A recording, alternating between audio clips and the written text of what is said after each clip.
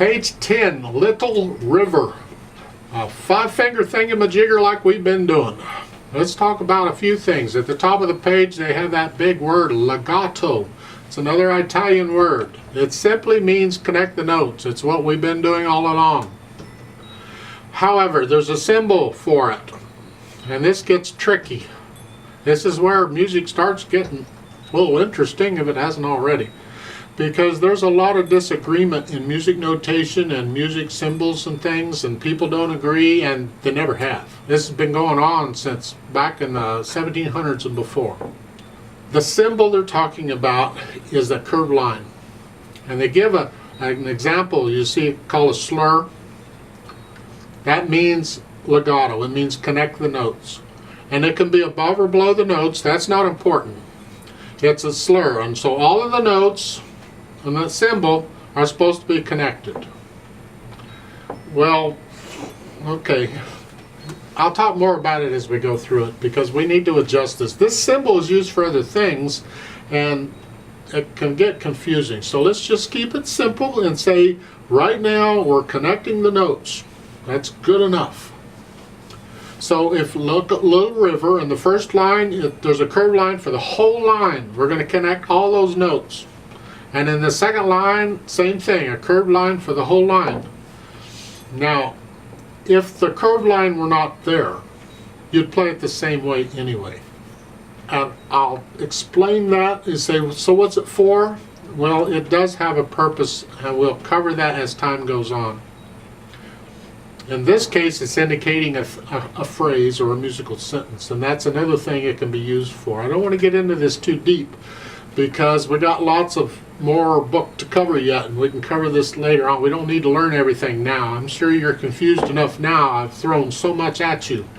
This book really throws a lot at you quickly. I'm surprised they do this. A lot of books just give you one or two things, and then you have time to digest those before they throw more. And this thing is here.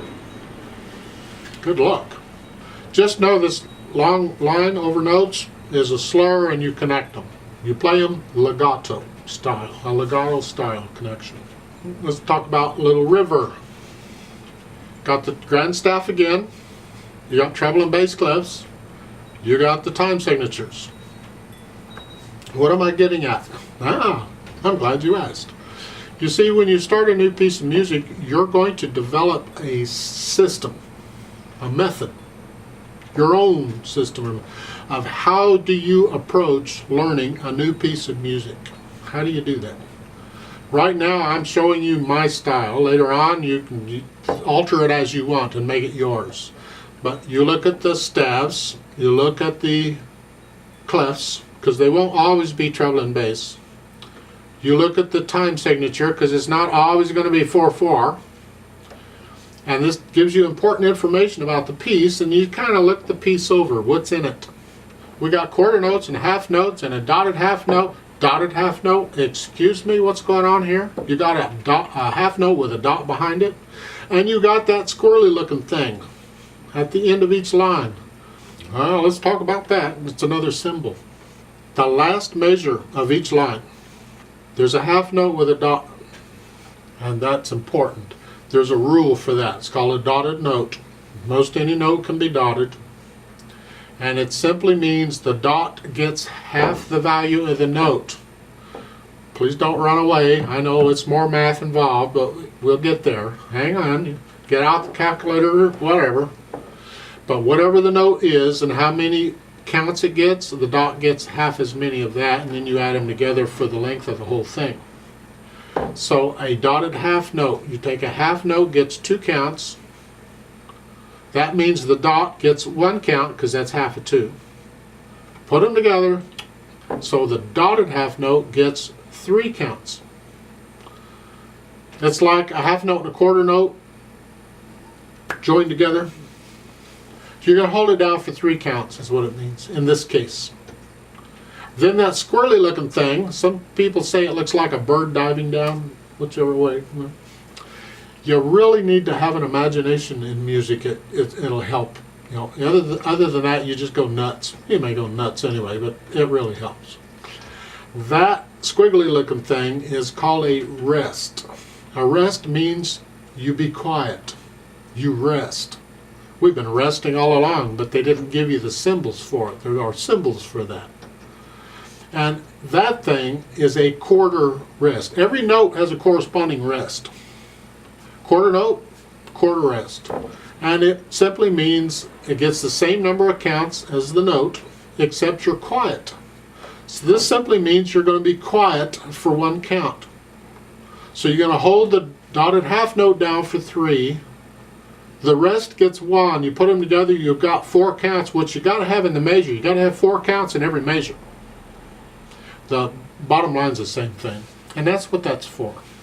Isn't that wonderful? So that's really about all we got here. You got words in the middle. If you want to sing those, good luck.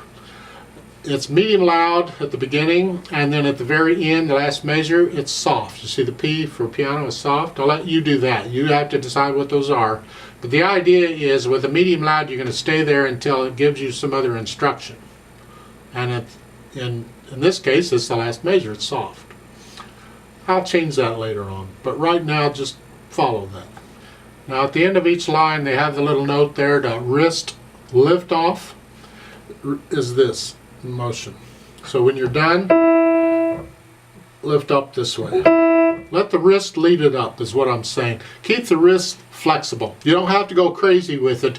Don't play with stiff wrists. I'll talk more about technique as we go through it. You got enough to think about right now. But here you're just going to lift up a little bit. And that's all that's for. So let's play this together slowly. You go ahead and learn it first.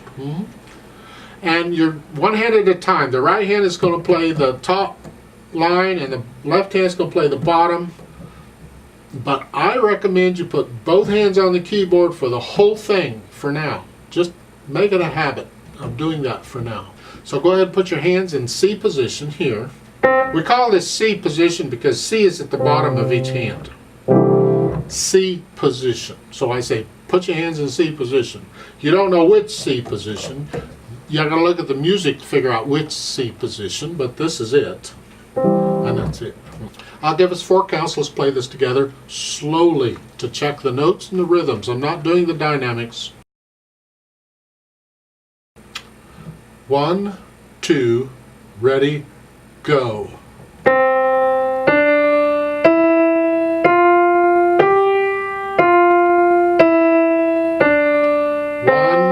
2, 3, 4. 1, 2, 3, rest.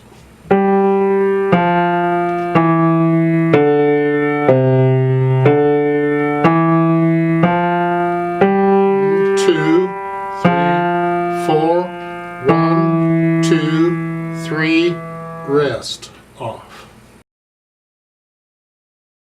Now at the bottom of the page there is a duet part, so I'd like to play that and have you play what you did, but I'm going to speed this up, so make sure you can play it before you try the duet with me. Put your hands where they go. Oh, by the way, on the duet I need you to go up another up again. So rather than here, just pretend middle C goes up here and play it all up here. It'll sound a lot better if you do that. 1, 2, ready, go.